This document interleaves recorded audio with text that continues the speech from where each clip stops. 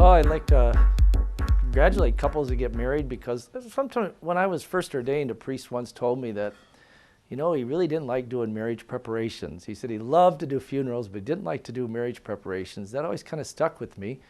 And I guess after 32 years of being ordained, one of the things I enjoy is marriage preparation, especially meeting the couples and getting to interact with couples and congratulating them on this great commitment they're going to make, because it is a very, very awesome commitment that couples make in the Lord. And whenever I'm witnessing a marriage, standing there listening to the couples say their marriage vows, it's always, to me, even though I might do it sometimes twice a weekend and every weekend during the summer months or whenever we have our wedding season, it's still a very powerful experience for me to see these couples that are making this sort of commitment to one another.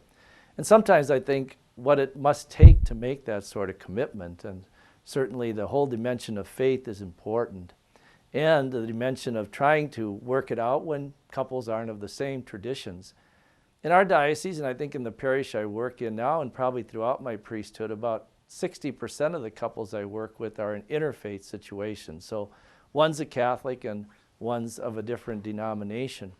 But sometimes I find it's two Catholics might be more interfaith than actually a Catholic and a Lutheran or Methodist or Presbyterian, because you have one Catholic party that practices or goes to church and might be pretty regular in their attendance, and another one that just doesn't practice his or her faith.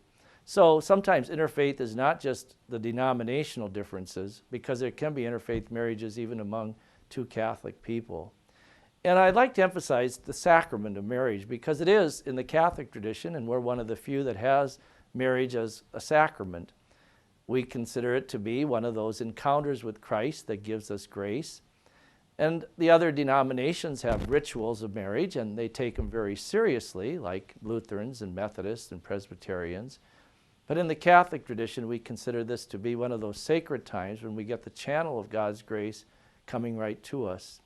It was the last of the 7 sacraments that the Church said this is the sacrament, but that doesn't make it the last of being importance, but rather it's saying that this is a very special event in people's lives, just like baptism, just like confirmation, in my case ordination, all those special moments when we ask for the channel of God's grace, not just at that time, but stays with us throughout our lives. And so the sacrament of marriage is very important.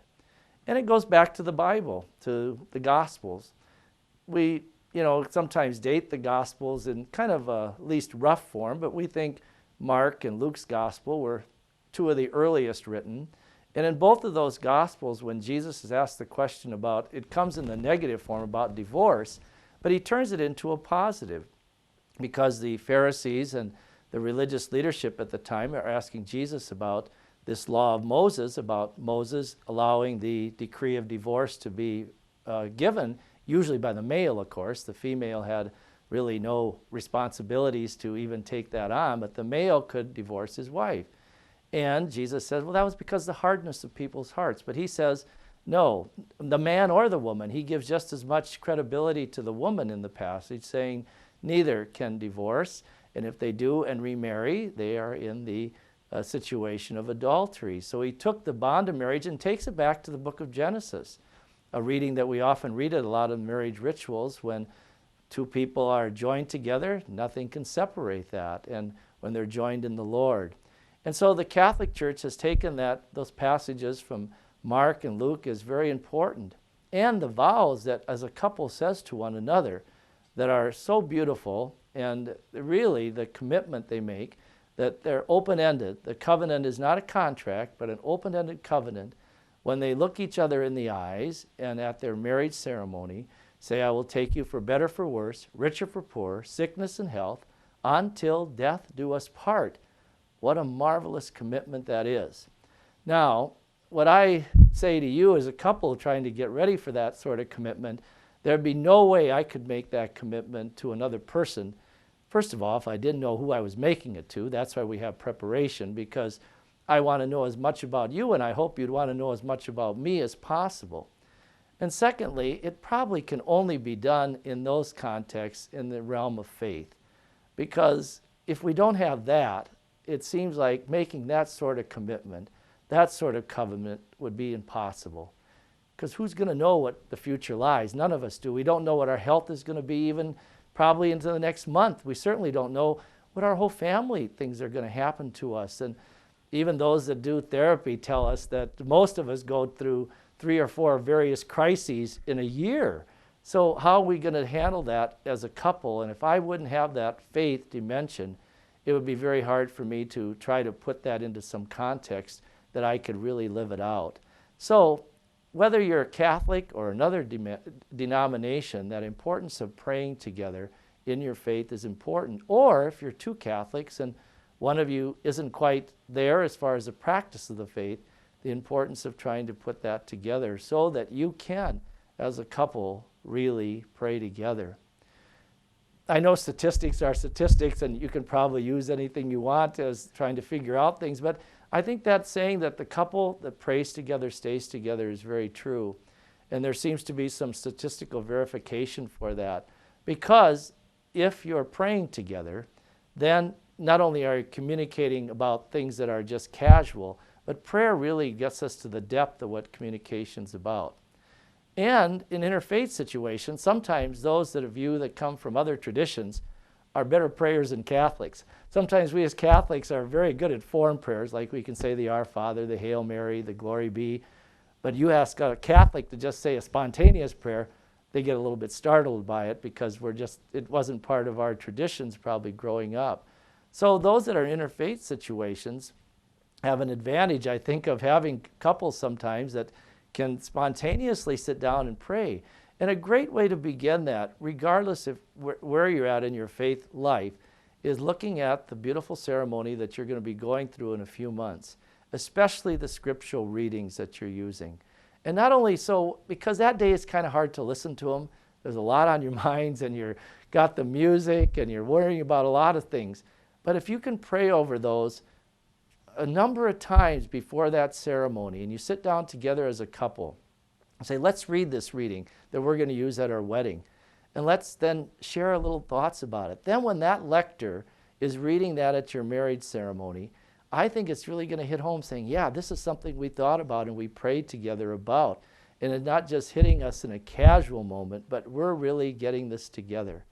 Because, as I said, when I'm looking somebody in the eye for this sort of commitment, I would like to know that I really am making the best possible decision I can. And when you can do that, regardless of your faith denomination, but as a couple bound together in the Lord, that's going to make a big difference in your life.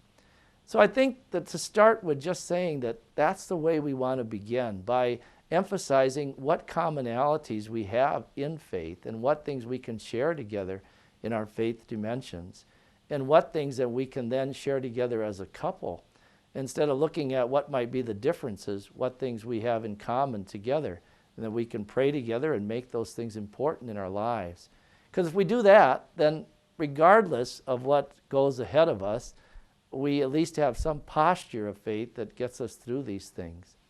And certainly as you're starting to think about this and wondering about children and all those things, yes, those are important questions you want to start talking with each other about, and figuring out how you're going to share this faith together and what's going to be important to you.